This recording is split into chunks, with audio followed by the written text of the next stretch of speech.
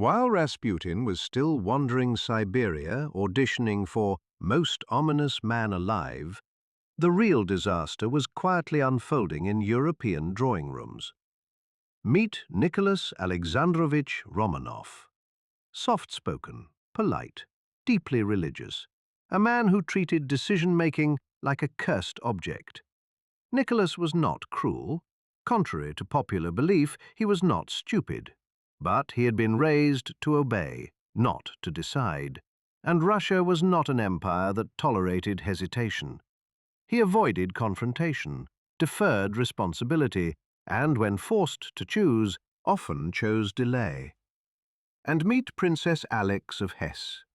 Serious, emotionally intense, socially awkward, and extremely invested in reminding everyone that her grandmother was Queen Victoria, and that she was definitely the favorite grandchild. They first met when Nicholas was 16 and Alex was 12, which sounds alarming until you remember this was royal Europe, where emotional maturity was optional and everyone was related anyway. Nicholas fell instantly, catastrophically in love. Alex did too, not with the same reckless abandon, but sincerely enough. This was not a cold political match. It began, at least, as a real affection. Everyone hated the idea. Nicholas's parents thought Alex was cold, unlikable, politically useless, and, excuse me while I clutch my pearls, German. The Russian court found her stiff, joyless, and deeply unpleasant. Foreign diplomats found her inconvenient. Nicholas did not care. This matters because Nicholas never insisted on anything. But here, he pouted, he sulked, he wrote sad diary entries. Like a child, he threw a tantrum and declared, "Alex or no one." And against every flashing warning sign, he won. Which alarmed his father, and just about anyone else with a pulse. Alexander III, a towering Russian bear of a man, may have loved his son, but he did not respect him. He worried Nicholas was too gentle, too pliable, too soft for autocracy and for Russia. So he gave him the unfortunate nickname Girly. Not sure how that was meant to help, but all right. It wasn't about masculinity, it was about backbone. Alexander assumed Nicholas would eventually snap out of it and planned to properly educate him in ruling sometime in his late 20s. A bold strategy when you're ruling an empire held together by fear and tradition. Then fate intervened. In 1894, Alexander III collapsed. On his deathbed, he allegedly looked at his son and said something very close to, "You are not ready." History would agree. Nicholas later wept to his cousin, "I am not prepared to be a Tsar. I never wanted to become one. I know nothing of the business of ruling." This wasn't humility. He was just self-aware. Alexander III died at 49. Nicholas married Alex days later, and just like that, a 26-year-old man allergic to responsibility became Tsar of all the Russias, and a chronically anxious woman became Empress Alexandra Fyodorovna. Nicholas ascended the throne already afraid of failure, afraid of responsibility, afraid that somewhere, somehow, he was about to disappoint God. And then someone handed him a letter. Decades earlier, during the reign of Emperor Paul I, a mystic monk named Abel, yes, another mystic monk, the Romanovs were creatures of habit, had written a prophecy. Abel was one of those deeply unsettling figures who appeared just often enough in Romanov history to make everyone nervous, and then vanished again, usually into exile, prison, or a monastery, depending on how accurate his predictions turned out to be. And unfortunately for everyone involved, Abel had an excellent track record. He foretold the death of Catherine the Great. He later foresaw the violent death of Paul I himself at the hands of his own men. He warned of Napoleon's invasion, fire, and devastation long before French troops ever marched east. But Abel's visions didn't stop there. He allegedly spoke of the Decembrist revolt, noble officers rising against Nicholas I in the name of reform, only to be crushed. He foresaw Alexander II's great act of reform, the abolition of serfdom, and then, chillingly, his assassination, predicting that mercy would not save him. And finally, he spoke of the reign of Alexander III, a period of iron rule, order, and uneasy peace, held together not by love, but by fear. In other words, Abel didn't tell a good story. He spoiled the ending. Before his death, it said that Abel wrote one final sealed letter addressed to Paul I, with very explicit instructions. It was not to be opened until 100 years after his death. Paul obeyed. The letter was locked away, passed quietly down the Romanov line like a cursed family heirloom, acknowledged just enough to unsettle people, but never enough to be discarded. In 1901, exactly a century later, the letter was finally opened by Nicholas II. No official record of its contents survives, which is never reassuring, but later accounts would describe a prophecy steeped in apocalyptic language. Abel allegedly warned that the Tsar would exchange his royal crown for a crown of thorns, that his own people would betray him, and that a great war, a world war, would engulf the land. He spoke of a future where men would fly through the air and move beneath the seas, destroying one another with suffocating weapons, and where revolution would erupt just as victory seemed within reach. The throne would collapse, blood and tears would soak the earth, power would fall into the hands of the furious and the godless, and after that, Abel warned, Russia would be stripped of its faith, churches closed, priests executed, and the country punished for its betrayal of a saintly Tsar. If Nicholas read even a fraction of this, it would explain a lot. Those close to him noticed that after opening the letter, Nicholas went visibly pale. He spoke little, and something shifted. He stopped smiling. Nicholas never spoke publicly about the prophecy. He never denied it either. From this moment on, his reign took on a strange, fatalistic quality, as though he believed the ending had already been written and that his role was not to prevent it, but simply to endure it, as was God's will. And if that sounds like a dangerous mindset for an absolute monarch to have, it was. But whether the story is literally true or not, it captures something real. Even the myths around Nicholas's reign carry the sense that Russia was heading towards a storm, and the Tsar either could not or would not change course. In 1896, years before Nicholas would ever open Abel's letter, Nicholas, Alexandra, and all of Russia prepared to celebrate. Nicholas II's coronation was meant to be joyful, symbolic, unifying. The people adored him. They called him the Little Father. They carried icons with his face on them. They genuinely believed he ruled by divine right, placed on the throne by God himself. At Khodynka Field, more than 500,000 peasants gathered for free food, alcohol, and commemorative gifts. It was meant to be a gesture of goodwill, a gift from the new Tsar to his people.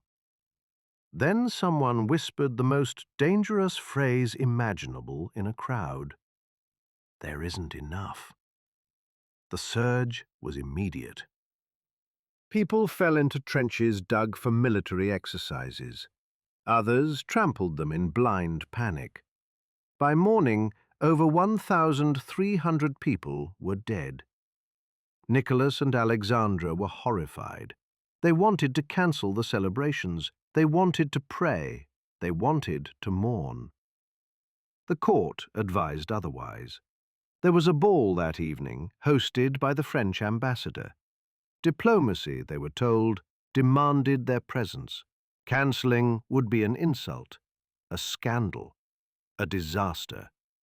And apparently, offending the French was considered more dangerous than acknowledging the dead. So they went. To many in Russia, this wasn't cruelty. It was worse. It was a sign, an omen that the reign had begun in blood, that joy and tragedy had arrived together, that something was already wrong. From that moment on, Khodynka followed Nicholas like a shadow. Not yet a crime, not yet a massacre laid at his feet, but a warning. And in a country that took omens seriously, it was a terrible way to begin. By the turn of the century, the universe had made its position very clear.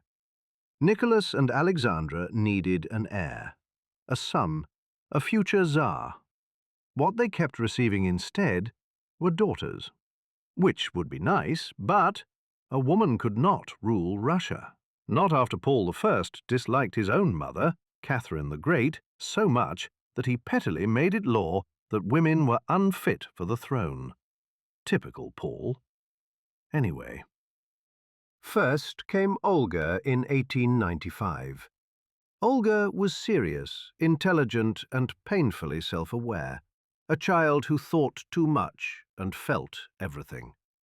She was sensitive to the moods of others, prone to melancholy, and carried an unspoken weight as though she sensed from an early age that the world she'd been born into was unstable. Olga read constantly, questioned quietly, and worried deeply.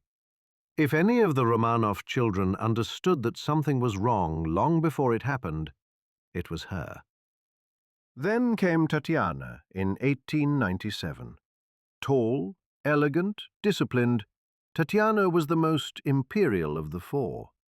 Nicknamed the governess, she was organized, capable, and emotionally over-promoted at a young age. Tatiana ran the household when her mother couldn't, soothed Alexandra's nerves, and kept her sisters in line. She had the bearing of a woman who would have made an excellent empress in another timeline, one where competence mattered more than gender. Then Maria in 1899. Maria was warmth incarnate, gentle, affectionate, trusting. She loved people easily and believed the best in everyone she met, a dangerous trait in a collapsing empire. She wanted to help, to comfort, to be useful. The family affectionately nicknamed her Le Bon Gros Toutou, the fat little bow-wow, which says less about Maria and more about the Romanovs' questionable approach to compliments. And finally, in 1901, Anastasia, another girl. Wonderful. Having now read Abel's letter, and knowing all about the doom and gloom before him, Nicholas was said to be so disappointed in the child being a girl that he had to take a long walk before he could bring himself to see Alexandra. Trying to soften the blow, to himself mostly, Nicholas decided to mark Anastasia's birth with an act of mercy. He pardoned several political prisoners. Legend would later claim that somewhere on one of those amnesty lists was a young Georgian troublemaker. His name was Yosef Zhugashvili. The world remembers him as Joseph Stalin. Yes, history, it seems, has an excellent sense of humor. Anastasia herself, meanwhile, had absolutely no intention of apologizing for existing. She was sharp, mischievous, sarcastic, and gloriously irreverent. She teased her tutors, mocked formality, and treated palace life like a personal comedy stage. Anastasia had the dangerous combination of intelligence and humor, the kind of child who laughed at the wrong moments and didn't know how to be afraid yet. She adored performing, loved attention, and openly talked about wanting to be an actress one day. She craved the spotlight. Little did anyone know, history would make sure she got it. It is no accident that she would become the most famous Romanov in the century that followed. Not because she lived long enough to achieve her potential greatness, but because history would later struggle to accept that she perished with them. But we'll get to that part later. 4 daughters. Nicholas adored them. He played with them, laughed with them, and doted on them deeply, even if the pressure for a male heir hung over the household like a storm cloud that refused to move. Alexandra loved them too, just very much in her own way, because Alexandra feared everything: illness, strangers, germs, assassins, bad omens, bad dreams, bad vibes. Her love expressed itself as vigilance, control, and an unshakable belief that the outside world was waiting to harm her children. The more daughters she had, and the longer a son failed to appear, the more she retreated inward. So, the girls were raised in a gilded cage. They slept on army-style camp beds, took cold baths, rarely left the palace, had almost no friends outside the family, and barely allowed to have identities of their own, referred to mainly as the big pair, Olga and Tatiana, and the little pair, Maria and Anastasia. This wasn't humility. This was anxiety with imperial funding.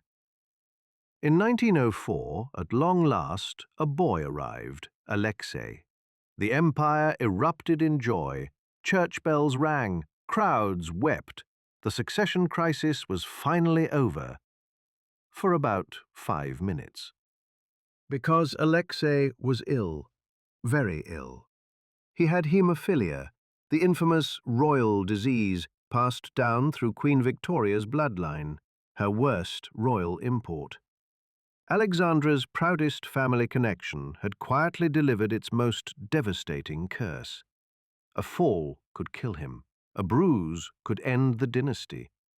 The truth shattered Alexandra. Her long-held belief that unseen forces were circling her family hardened into certainty. She became obsessively protective, deeply fatalistic, and convinced that only divine intervention, or someone touched by God, could save her son. Alexei became fragile, guarded, and cloistered. His sisters adored him, hovered over him, called him baby. They protected him instinctively, as though they already understood that his survival meant everything, and that the world beyond their palace walls was not safe. To help educate the children, the family hired a quiet Swiss tutor named Pierre Gilliard. He watched it all: the love, the fear, the isolation, the slow tightening of Alexandra's world. Remember him, he becomes important in another story. As doctors failed and prayers went unanswered, Alexandra began to look elsewhere, toward faith, toward mysticism, toward men who claimed to be holy. And somewhere beyond the palace walls, a Siberian peasant with unsettling eyes was already on his way. Come 1904, Nicholas decided Russia needed a morale boost. So naturally, he picked a war against Japan. Because nothing screams sound imperial strategy like underestimating a country that had just spent decades modernizing its military while you were busy clinging to vibes and orthodoxy. The roots of the conflict were old. Russia had been expanding east for centuries: Siberia, the Far East, Manchuria, planting flags wherever it could and assuming no one important would object. Japan objected. Both empires wanted influence in Korea and Manchuria. Russia wanted warm water ports like Port Arthur, despite being warned repeatedly that Russia neither needed nor could realistically defend a port so far from its industrial heartland. Japan wanted recognition as a serious power. Japan even tried diplomacy. They offered a deal. You take Manchuria, we take Korea. Everyone relaxes. Russia said no. because Japan was small and therefore obviously harmless. Japan responded by opening hostilities with a surprise attack on the Russian Pacific Fleet at Port Arthur. It did not go well for Russia. Japanese troops swept through Korea, crossed into Manchuria, and laid siege to Port Arthur. One by one, Russian positions collapsed. By early 1905, Japan had taken Mukden, the Manchurian capital. Nicholas's solution? Send the Baltic Fleet. This involved Russian warships sailing for 7 months across 18,000 nautical miles around half the planet, only to be intercepted and obliterated by the Japanese Navy at the Battle of Tsushima. It was a naval massacre. Russia's fleet was annihilated, its army humiliated, and for the first time in modern history, a European empire was decisively defeated by an Asian power. The shockwaves were enormous. The myth of Russian invincibility, carefully cultivated for centuries, died in the water off Japan. And back home, the people were starving, the soldiers were angry, and faith in Nicholas began to evaporate. Because if the Tsar could lose a war this badly, what else was he getting wrong? By the winter of 1905, Russia was exhausted. The war with Japan had bled the country dry. Food was scarce, wages were falling, factories were grinding men into dust. And yet, astonishingly, the people still believed in the Tsar. They didn't blame Nicholas. They blamed his ministers, the bureaucrats, the advisors, the system. Because surely, if the Tsar only knew how bad things were, he would fix it. Nicholas was still the little father. God himself had made him his representative on earth. So, on January 22nd, 1905, tens of thousands of workers gathered in St. Petersburg to march peacefully to the Winter Palace. This was not a rebellion.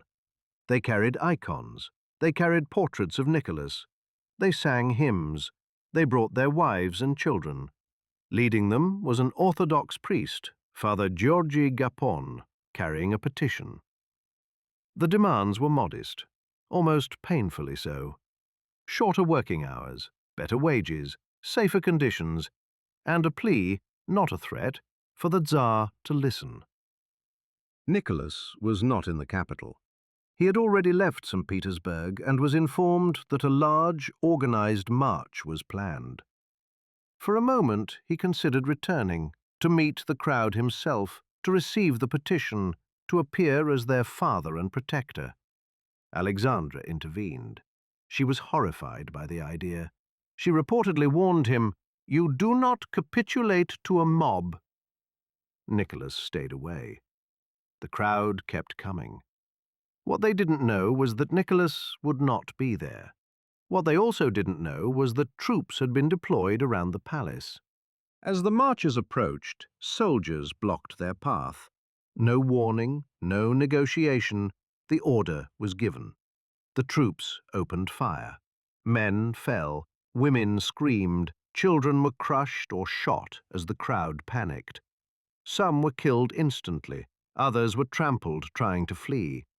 The exact death toll is still debated, anywhere from hundreds to over 1,000, but the number almost doesn't matter, because something far more important died that day.